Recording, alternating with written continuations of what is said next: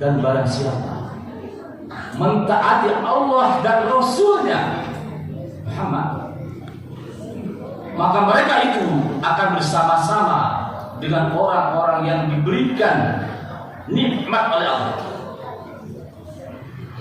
Siapa mereka itu?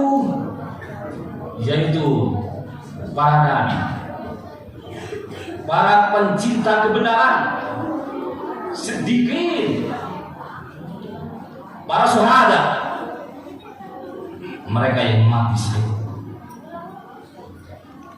di bidang perang, mati syahid di jalan Allah, dan orang-orang yang soleh.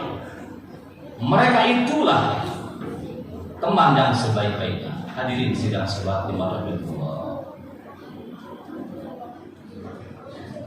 Kalau kita perhatikan ayat tersebut menyuruh kepada kita untuk mentaati Allah dan Rasulnya semaksimal mungkin.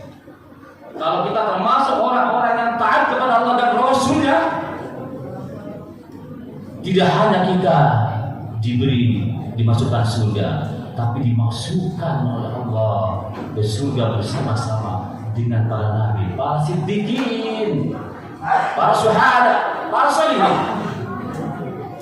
Oleh karenanya jamaah yang berbahagia, mari kita berupaya untuk menjadi orang-orang yang taat kepada Allah dan Rasulnya. Berupaya semaksimal mungkin kita mencontoh sunnah Nabi kita, Nabi Muhammad SAW. Berusaha kita untuk mentaati perintah-perintah Allah, termasuk di dalamnya menjauhi larangannya.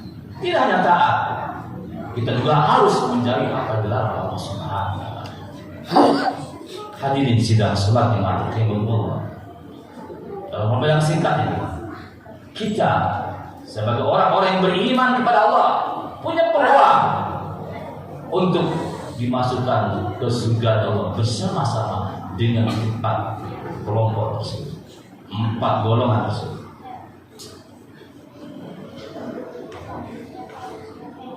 Kalau golongan yang pertama para nabi, kita tidak mungkin, karena kita tidak mendapat wahyu dari Allah Subhanahu wa taala. Para siddiqin, orang-orang yang mencintai kebenaran, ada kemungkinan kita, ada peluang bagi kita untuk menjadi orang-orang yang siddiq, orang-orang yang jujur di dalam hidup dan kehidupan. Saudara berbahagia, mari kita latih diri kita untuk menjadi orang-orang yang mencintai kebenaran.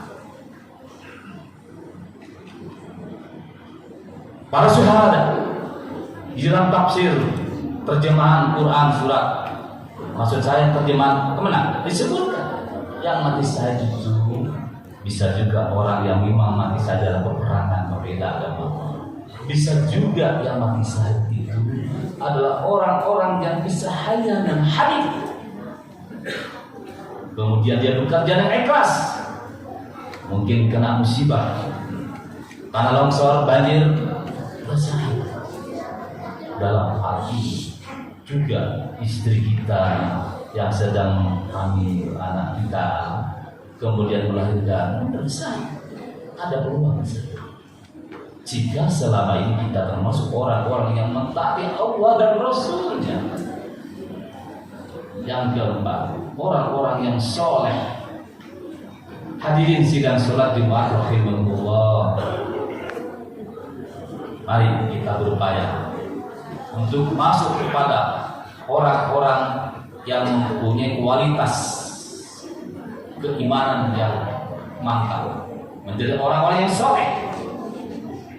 Setiap hari kita berupaya untuk menjadi mukmin yang terbaik dari mukmin-mukmin yang baik.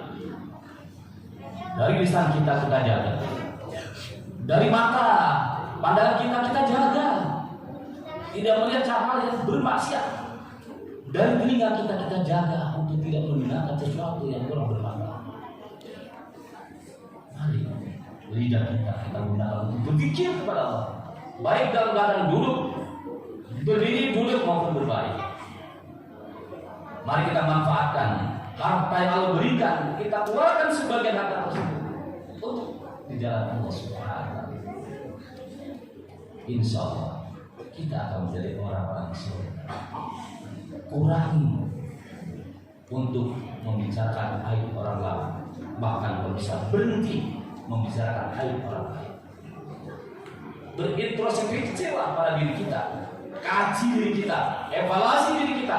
Sudah sejauh mana kita dalam melaksanakan kehidupan dan berupaya mencontoh sunnah Nabi Muhammad dalam segala aktivitas. Saudaraku sidang sholat Jumat, mudah-mudahan kita semuanya ini tidak sekedar dimasukkan ke surga Allah, tapi sekaligus dimasukkan ke surga Allah bersama-sama dengan para nabi, para syuhada, para siddiqin, para syuhada, para syuhada. Selama kita masih diberi kesempatan oleh Allah hidup kita ini, maka tingkatkan kesolehan kita, tingkatkan kecerdasan spiritual kita, agar kita menjadi orang-orang yang diselamatkan di bidang Allah Subhanahu wa taala. Aku lupa di hadza wa astaghfirullah li wa